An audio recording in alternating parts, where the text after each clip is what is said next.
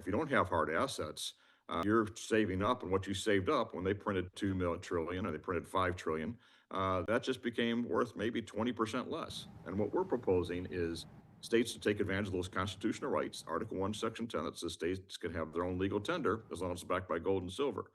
The federal government can't go back on a gold standard. We're too far in debt right now, but you as an individual can, and states can do that by enacting these rights out there. And that's what this is designed to do. Imagine being able to have some money set aside in your rainy day fund that's your gold account. And as they keep printing that money, you know that that gold is at least historically for the last 4 or 5,000 years been a stable, steady store of value. You know, Mike, I've talked to one of my legislative congressmen out in Washington, and his comment to me was, we were having a cup of coffee, and I was talking about the economy and the situation.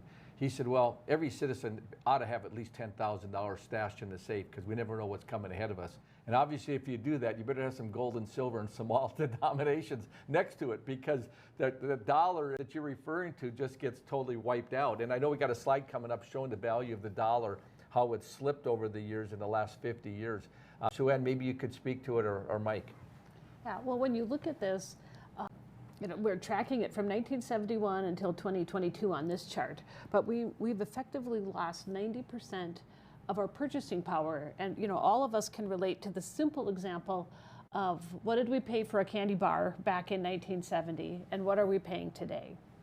And it's clear to everyone that there was a reason we had dime stores back then, and now we have dollar stores. Like Gary remarked when we were talking offline, you can't find too many things for $1 in a dollar store either.